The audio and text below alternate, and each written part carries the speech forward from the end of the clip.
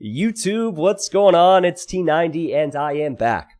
Wouldn't it be funny if one of these days, if someone's like, YouTube, what's going on? It's Bill the Butcher. What's your beef? Like, you know, like what if I had an identity crisis and I was suddenly someone else? I don't know. This week has been weird. This is the weirdest YouTube intro I've probably ever done. After Hidden Cup 3, I just didn't know what to do with myself. I wanted to celebrate, and then there was nothing to do.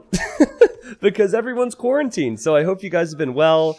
I shouldn't apologize for this, but you know me, so I'm sorry that I haven't been pumping out YouTube videos every day like I do every other day or every other week, except for after Hidden Cup. But I will be back. I'm going to be streaming more. I'm going to be uploading videos on a daily basis now, and good to see you. Thank you guys for coming back. Now, this blue player here, Anti-Turtle, is Day9. Many of you might know him as one of the more popular streamers and YouTubers out there in video games. He, I believe, has a lot of experience with StarCraft and had a series on that. I know nowadays I think he's heavily involved in a lot of games, but does a training series with Dota 2. And he hopped into Age of Empires 2 the other day. Now, I was just watching Twitch streams. I was relaxing, and I saw him, and I had so much fun watching him. And I had a lot of fun watching because he's a good-spirited guy, but also because he's at a level where there's a lot of small things he does wrong, but there's also a lot of the core basics he does right. You guys know me for my low Elo Legends series. He's better than most of the people, if not all the people that have been in low Elo Legend videos. I think he was just a few hours into playing Age 2. So it's pretty incredible. So he's Anti-Turtle, he's playing as the Persians. You can already see as he's force-dropping food to keep his TC producing that he knows what he's doing as far as the economy goes, because he's ahead. And then we have Svetri over here, who is, well, the sheep situation's a little bit awkward, I'll just say that. And he is the Mongols. The Mongols hunt 40% faster, so I hope the guy will go out here and snag this boar, maybe build a mill on the deer, and go for a faster feudal. That's normally the worry. When you're up against Mongols, since they bring in food so much faster, early feudals where they can do damage against you. So I'd say if this is a higher rated game, the Persian player would want to play defensive. But yeah, Day9 really seemed to be having a good time, and that's always really important when you're watching someone else game. Oh, no! No, I'm sorry. I jinxed you. Oh, God. Go to the boar now. He's like, nope, I can't eat that boar. It killed my friend. Okay, he's going to eat the boar anyways. And so I hope this will be entertaining for you guys, because many people might know of Day9. And also, just like all my low Elo Legend casts, you guys might be able to relate just a little bit. Maybe get to see a game which is at the near mortal level for once. Now, Red is having some concerns with TC idle time. Remember, Day9 lost a villager, and somehow still Red is behind by 2. I'm looking now, he has enough food for a village. See this? Not creating a villager. Now, these are the things that all add up, and these are the things that, as you try and improve in Age, you want to work on. Is he just saving food for Feudal Age? I guess he is. He's not creating any builds, so Day9, you're looking pretty good right now. Now, Day9 played a game before this. It was his first multiplayer game in Age 2 DE, and it was a Black Forest game. He chose Persians, and everyone was telling him to go Fast Castle Elephants, which, for the record, is really, really risky, because elephants are 200 food a pop. It's really hard to have the economy to make them and get upgrades. But he did it, and he won that game. It was Persians against Koreans. And this was game number 2. And at this point, I mean, he has a better... He's undefeated. Even Viper's not undefeated. So, Day9 better than Viper confirmed. But Savitri here, I think, had 15 wins and 13 losses. And was around 1100 or 1200 rating. So he was actually a rated player who got matched up against Day9. The way it works on DE is you play 10 matches, and then they're basically like placement matches, and then you find where you belong. Okay, so 22 villagers against 14 villagers. Day9 really could do with a few farms right now. He's taking his berries, he's taking his sheep, and his... See, he's undecided. I think that woman just decided to collect the goose. Yeah, she's collecting the goose, and they're like, no, it's sheep time. I don't know, a goose for the lady, sheep for the men? Is that how this works? And berries for everybody? I don't know. But I also don't know what Day9's shooting for right now. I believe it looks like a fast castle build. Okay, he's working on it. And here comes Day9. He's trying to scout his opponent. And you'll see that red is about to arrive in Feudal Age. This is a really scary sign if you're Day9. Because if you arrive to your opponent's base, and they're in Feudal, and their scout's anywhere nearby, that means your scout's going to die.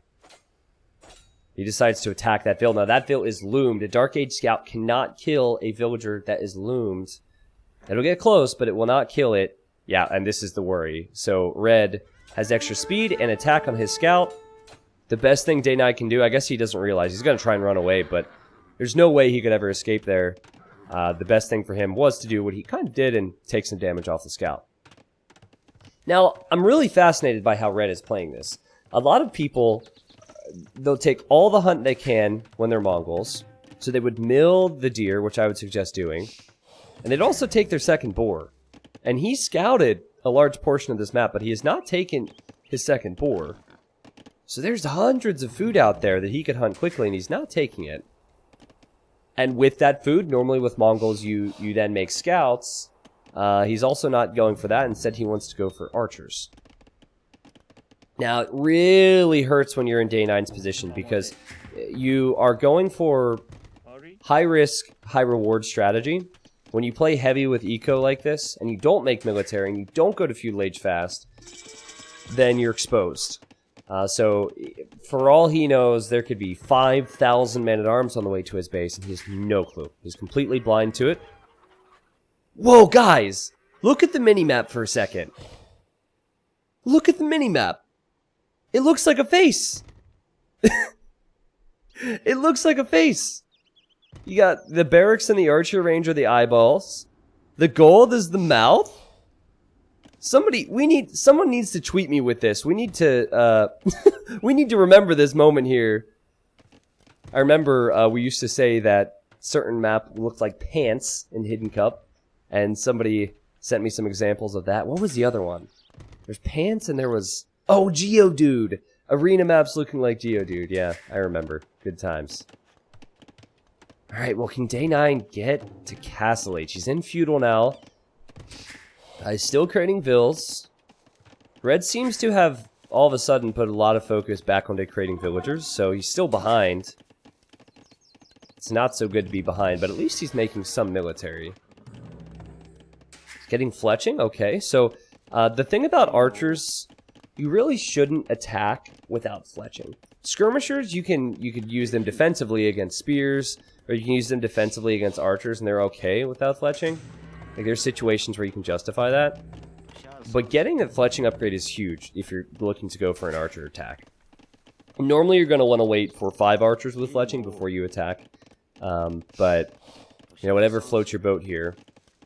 Red seems to be making a mix of skirms and also archers, which it's really not the play here, because this leaves you open to a few scouts, a lot more than if you just had 4 archers. Normally, if you're making a mix of archers and skirms, it's because your opponent is kind of doing the same.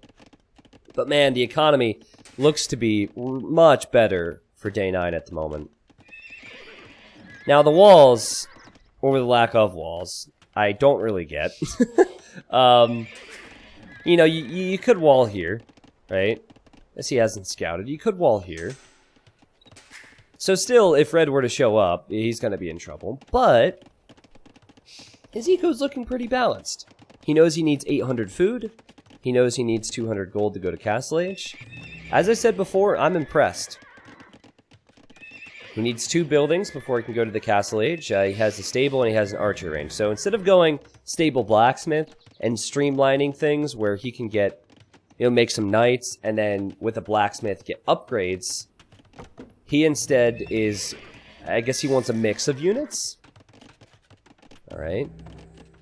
This game moves very, very fast. It's deceiving. Now he's pop capped and he needs a house. Okay, so I think maybe thinking ahead with the houses a little bit could really do him some favors. What happened to the fog of war? Okay, there we go. Red has 4 archers. Soon is going to be 5 archers. And he's adding another archer range. And he's adding a lot of farms. Now, you know what Red has done that Day9 has not done? He has researched double bit axe. So Day9 got horse collar. But double bit axe means you chop wood fast. You really need to get those eco upgrades. And off he goes to the castle age. Now, I don't think Day9 knew this, but Persians are one of the best civs in the game right now. And it is because of their economy. Town Center in Dark Age works 5% faster. Town Center in Feudal Age, 10% faster. And that's not only the villagers, that's also the techs and the TC. So, Castle Age, it's researching faster. Also, you have Wheelbarrow and all those technologies. Now, in reality, as Red comes forward, all that Day9 would really need here is a little bit of patience and then 1 knight with armor. Pretty sure 1 knight with armor. Persians have +2 attack for archers. So, for their knights, sorry. So, as he sees this, he's like, uh-oh, uh-oh, uh-oh, and this is where a lot of players resign. Even at this level, this is where a lot of players are like, alright, I don't have military yet, I'm dead. GG, let's go to the next game. Now, he could have walled it out, right? If he would have made palisade walls and house walls, you could have walled it out. And this would not be an issue, really. He would buy himself a little bit of extra time. But yet, it is a concern now because he wants to make a castle. He wants to go for the big flappy boys, the elephants. But he now needs to deal with the archers. Now, Red, he hasn't really attacked much. And what is that a? Pretty sure Day9 built a farm there by accident. That's funny, or maybe it was him. I don't know what that was actually. But yeah, here come the archers, and they're going right to the main gold, and the villager's gone down. This is good for Red. Behind this, his eco is looking decent. He could maybe click up.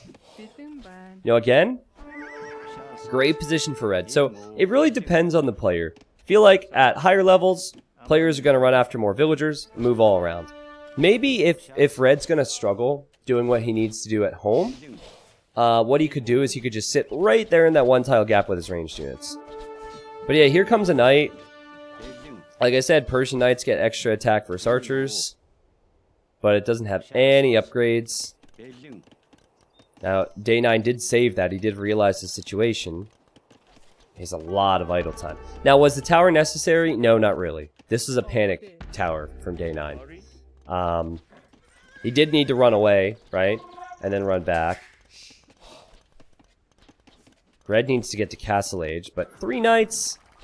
Yeah, I think 3 knights are going to be okay here. 3 knights without armor should do it with Persians. And one thing I noticed about Day9 is that when he's fighting, his micros... I was about to say it's pretty solid, so don't screw this up. Yeah, alright. It's pretty solid. Yo, attack the archers! Okay, yeah, it's pretty damn solid. And above all, I think his army activity is what's impressive. Because a lot of other players are not going to try and go for counterattacks, for example. And Day9, there will be some instances where he tries to do that. But yeah, there are some concerning things about this economy right now. Still does not have double bid axe. And normally you need to then prioritize getting horse collar. I told Day9, and I wasn't trying to breathe down the guys, like, I wasn't trying to, like, tread on the guy's toes or anything, right? I was just giving some friendly advice that if he just got blacksmith technologies and eco technologies, he would be twice as good, right? Now, this is fascinating to me. Red built a forward barracks and is making a bunch of spears and archers still. So he actually sees what Day9 is making and is making something that counters it. And this is probably the reason I wanted to upload this, Otherwise, I would have gone for the Black Forest game, because the Black Forest game had some fun things to talk about. But, like, you know, this switch from Red is really impressive for their level. You go Pike and you go for archers, then suddenly that Persian bonus doesn't mean much. Now, there's something that Day9 can do. We're not going to talk about it just yet. What he wants to do is build a castle. And this castle is probably needed. Again, you could wall, but it protects the area if it goes up. Now, what I would say is, and I don't know if he's really at the point where he can go to a second or third town center, but if you see this, go for a siege workshop, so some mangonels and scorpions, and just boom it out. Because it's huge. Okay, here's another town center, nice. But that's huge investment. Tons of wood, tons of food, tons of gold into this, and if you can just make a few mangonels to counter all of it and defend, you're great. And then that calls Red to do something else. Red would need to add some knights. And then your Persians, you need good camels, right? But even this year, that was really cool from him. Knowing that after the castle is completed, the villagers will then build the next thing and go to the mining camp. I like it. I like it, I like it, I like it. There's a problem, guys. He wants to go for elephants. Elephants are freaking expensive. He doesn't have the first lumber camp upgrade. He also, I believe when he sets gather points, he's setting them on the opposite sides of the wood line, because there's been one too many villagers walking around, but that's easily fixable. This tower, gonna be honest, don't really understand it.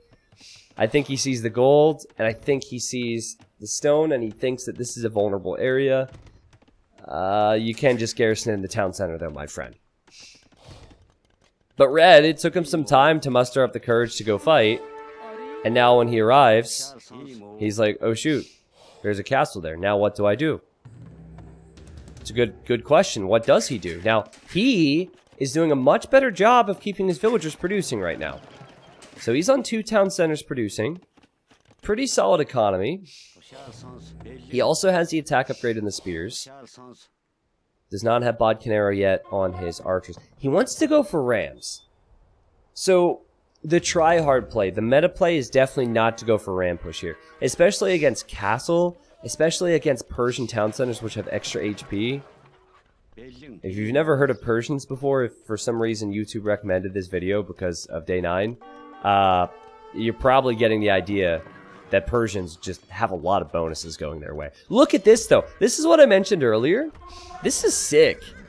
Like, I talk about it in high-level games where you have to use mobility, but it's so hard to use mobility and also work on your economy. And Day9 just did that there.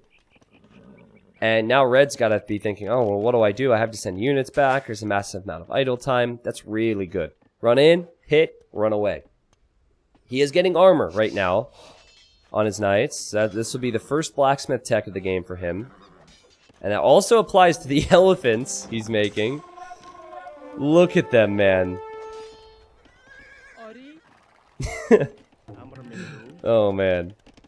You know, what was it? Oh, I remember. Okay, so after the first game, he was like, all right, we're going to go elephants again. And I, being me, you know, being the caster, have to say the meta things and try and give realistic tips. I said it's probably better to just go fast castle into knights and then elephants later on. And Day9 was like, you know what, T90? That would sound like a great idea if this was someone else's stream. We want to go for elephants here. And he was like, be careful how many tips you give me, because I heard about your farms. So apparently, thanks chat, somebody told him about the whole farm thing, which, well, I actually have to track down who that was. It's not cool. You can't be spreading lies. Still running around. And now Red is just ram pushed the palisade wall, and he's now ram pushing the house. And then the archer range. Again, Day9 is failing to get blacksmith techs. He's added crossbows, but he does not even have fletching, he does not have bodkin, and he's failed to get eco techs, and it's hurting him right now. Everything else is pretty solid. It's 61 villagers versus 58. But the villagers are more efficient for red at the moment. And red, he has so many upgrades. He has the defense upgrade on the archers. He has the attack upgrade on the archers. He's getting bodkin now. It's another attack upgrade on the archers. He has the pikes. These elephants are really tanky. And Day9 goes for the little pincer move. He looped around there. Came from behind with the knight. That's actually really good cleanup from him. Really good cleanup. Now, these things are slow. I think he's going to... Is he repairing that? That's funny. He's actually repairing the archery range, so now he's going to have to build a new one. But he does clean it up. Now, the concern is, again, what's his economy looking like here? Did that freak him out to the point where he's not able to balance that eco? I'm seeing 29 on gold and 8 on wood. So the hardest skill is to balance the eco and Age of Empires 2. But look at the micro. This was the elephant that was being attacked. He pulled it back. Red looked away to do something else. And so Red kept chasing and ran right into the tusks of the other elephants. If I'm Red, I need it. I start making a lot of pikemen. If I'm Day9, I get my eco techs, and I get my blacksmith techs, but that's already been established. Alright, this cliff is going to be helpful for the Mangonel. Mangonels are not especially good against elephants, but they're really good against the crossbows. So in theory, you clear out the crossbows, and then you have full pike. The pikes, oh yeah, wow, he's making a lot of barracks now. Look at this. I think if you have 3-to-1 numbers, 20 plus pikes, you just shred this. Now, I could kind of see what Red's thinking. I think he's getting Elite Skirm because he sees his opponent has archers. But Elite Skirms are still really vulnerable to elephants, so you could just continue, you could go Pike Mangonel. But it's probably one of those situations where he just wants to have it as an option. I love how both players have army compositions that complement each other nicely. Mangonel Pike, that's a pro army comp right there. Crossbow, elephant. Well, if micro like that, not the best army comp. To be honest, I've never seen this army composition before in the Castle Age, but I have seen knights and crossbows, so we're just going to pretend these are really big knights. Oh man, oh this hurts, man. These elephants are so expensive. He could have gone Imperial Age with the resources put into these elephants. And maybe that's in the back of his mind now. Red just canceled that out. And now Day9's got to be thinking, well, okay, let's find an answer to the pikes. Let's possibly do that in the Imperial Age. Now, notice how both of them... Whoa, the counterattack! And there's a Komodo dragon! Don't you hate it when it's a peaceful day and you're just trying to farm and then a Komodo dragon arrives? Look at that guy. He's angry. But that was sick. How many vills was that? 1, 2... We're gonna say 3 to 4 villagers there, and maybe more. My point is that both players are really struggling to keep their town centers producing vills while also fighting. Just imagine if Day9 made some siege. What happened to that archer range there? Did he delete that? I'm not sure. Sorry. I did actually watch the game on his stream, but I have forgotten. It was a few days ago. Again, great mobility with the knights. There's nothing more annoying than having a slow army composition. Like, this is kind of a death wall composition, going Pike Mangonel. It's really effective in one spot. But it's extremely ineffective if you're being raided. Everything has to be together. More elephants. I have to hand it to the guy. He commits. He commits. Alright, he's building safer archer ranges now. It can be seen as really frustrating when someone in Day9's position does not even get the feudal age wood upgrade. And then the castle age wood upgrade. And then the farm upgrade. However, I will say this. It's such an easy thing to fix. We've all had these games. At least I've had the games. It's where the T90 farm meme originated. It was a few years ago. I would play when it was really late back then. I worked full time and it wasn't age. And then I'd play at 2 a.m. I have to be up at 7. And, you know, you just forget some important things, right? And, so, you know, it happens. If he were to have those techs, his superior villagers would be killing it right now. But they're inferior. I love Red's production, though. I love how much military he's making. It's really cool. I'm loving this. 38 to 12. I don't agree with the ram push on the castle. 2 rams go down now. But it's honestly turned into a really nice game. And Red is he going imp? Oh no, his resources still not set. He's brought pikemen back, but Day9 again is here to raid. Beautiful, beautiful, beautiful. This is a really solid game. It's really competitive. It's really close. 100 population to 82. And that elephant comes out here and takes out 1 Mangonel. Can he get the next? With husbandry, he'd be a little bit faster. This is going to be close. I think the Mangonel will survive, though. And wow. Sad times. Sad times for the villagers, too. The raids continue. What a nerd. What a nerd. Get a life. Stop microing, man. Okay. Now Bloodlines, now Iron Casting. So he's going to have fully upgraded Castle Age elephants.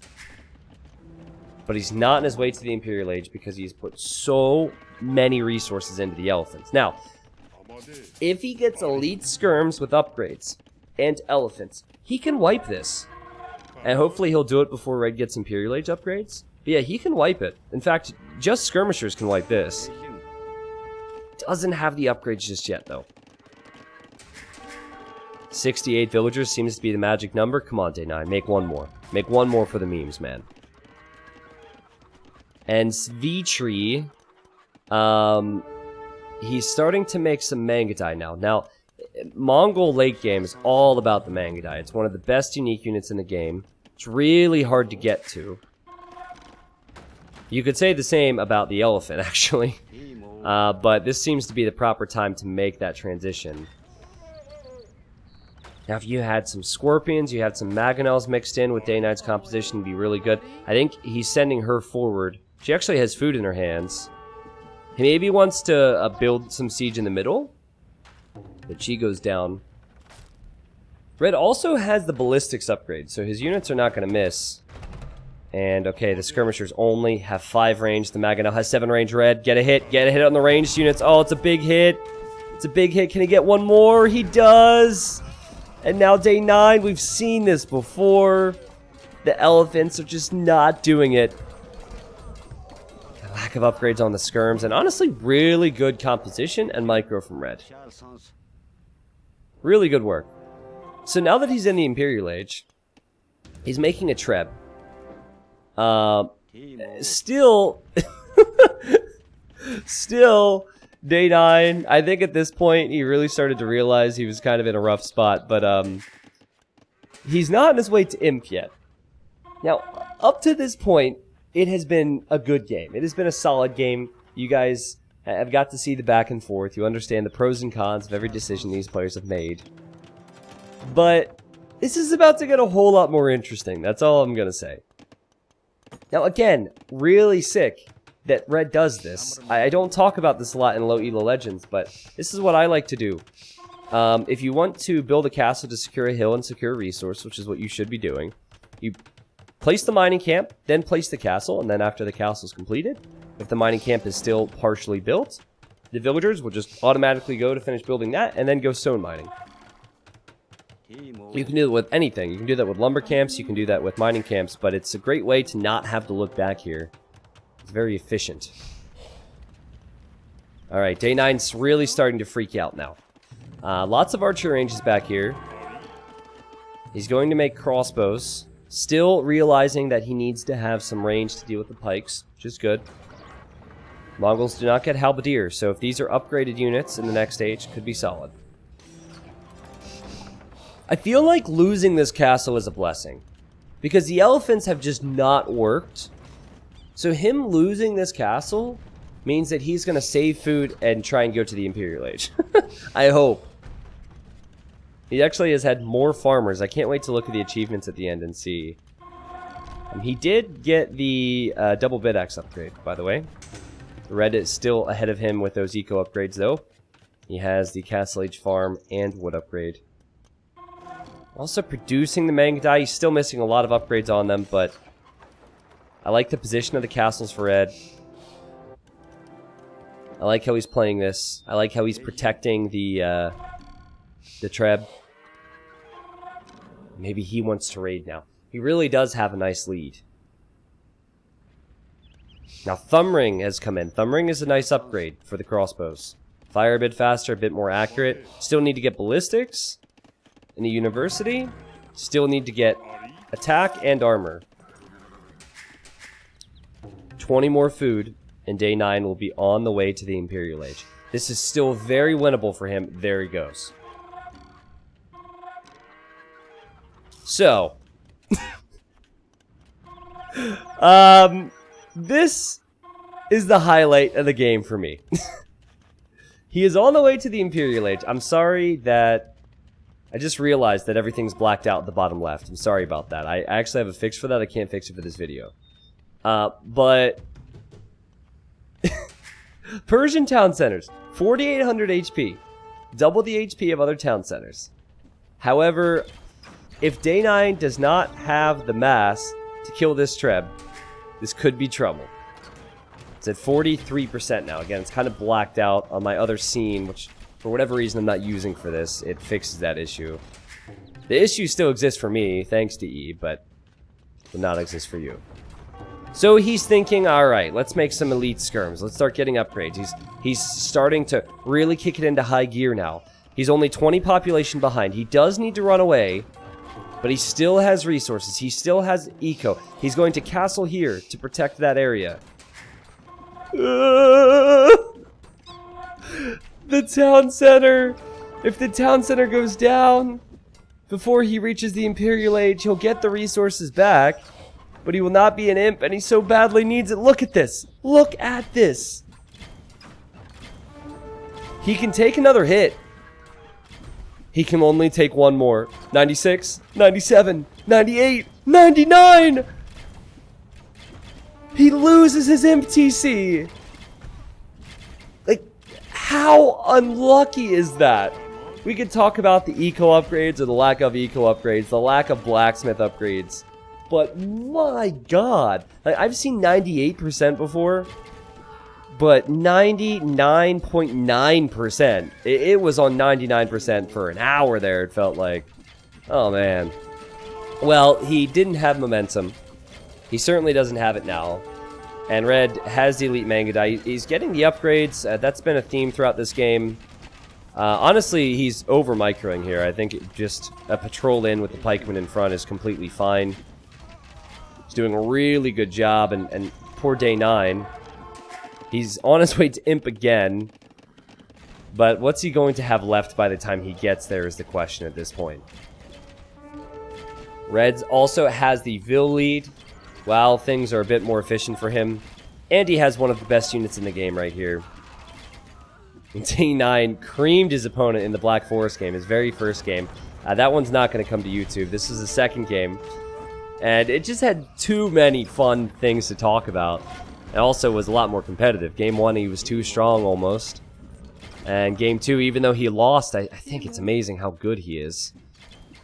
And I don't know if Red was new or what. It kind of seemed like it. It seemed like this was around his 30th game. I have to say I'm really impressed with him as well. But no armor on the skirms is the worst, man. They're all about the pierce armor on those bad boys. They have 4 pierce armor as base. But the elite manga dye, 8+4 attack, they're doing a ton of damage. Skirms are really low HP. And everything's just melting for Day 9. He had a bad day. Has anyone ever made that joke on his stream before? You had a bad day. Your elephants went down. I'm not going to sing anymore, because then my sub count will go down. But at this point, he's just kind of come to the realization of, okay, I'm probably dead. And then he's talking through what went wrong, what he could have possibly done better. From this point, There's really nothing he can do. What a fun game, though. I'm thinking, if he gets double bit axe, and gets horse collar, gets bow saw, gets heavy plow, gets those eco upgrades, doesn't make elephants quite as early, and gets blacksmith.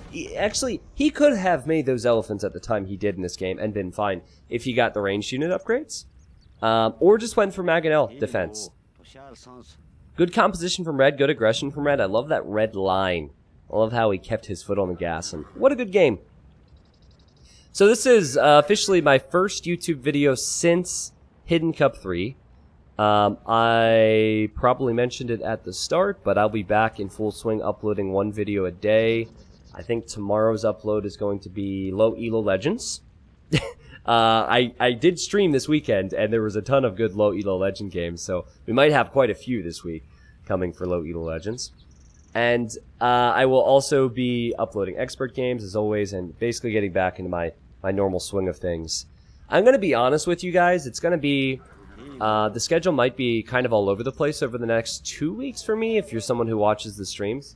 Because I really haven't had as much time to relax as I would want to, but it's really weird because I can't do anything except stay in my house right now. And a lot of the times, the best way to pass the time for me is to create more content. So I might have days where I want to binge watch other YouTubers or watch Netflix or something. And then I also might have days where I create content. It will probably still be about 4 days of streaming a week and some YouTube videos here or there. But yeah, guys, I hope you enjoyed. Really interested in what you thought about this. You can leave me thoughts in the YouTube comments, of course. If Day9 ever wants to do something with me with Age of Empires 2, I'm totally down. It'd be great. But I think that he was probably just looking to do his own thing there. And man, was it fun. Man, look at this. Look at this. Considering he had more villagers, this all comes back to the fact he didn't have his eco upgrades. Like for most of that game, a large portion of that game, he had 5 to 10 more villagers. But because he didn't get those eco upgrades, he was way behind in a lot of these resources, which hurts. And I didn't even look at the gold upgrades. I think he got those. It's funny, I feel like low-rated players know gold and stone is really important because you can see it being used more easily with castles and with unique units. But food and wood, also very important. Maybe see that there with the research count. Wow, red is a god, 69% of the map explored. Awesome. Yeah, that's going to be it, guys. I am going to leave you with a story because this just happened. I didn't want to say it at the beginning because it might have confused people. But I just finished Hidden Cup 3.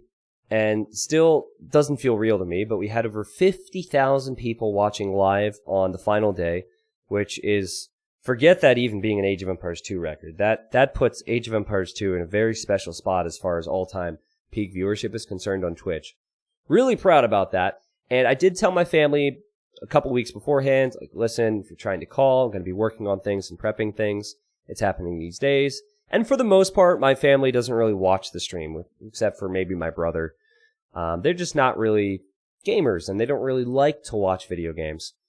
But apparently my family was watching over the 4 days, and I made a joke at one point that I needed to take back a swear word because I was worried my mom might be watching. Well, I just got off the phone with my grandmother, and she was like, really proud of you, you know, all the usual stuff, and made me feel really good about myself. And then she said, if I was there, I would wash your mouth out with soap for what I heard. Yeah, I didn't know Grandma was watching. I'm sorry. I'm sorry. You can only, there's only so many words you can use to describe some of the play we saw during Hidden Cup 3 and some of the Doubt Castles. So I'm sorry. Looks like I need to stop swearing as much. I'll do my best. Thank you guys for watching. Hope you enjoy the awkward, embarrassing story, and I'll see you tomorrow with another video. Have a good one.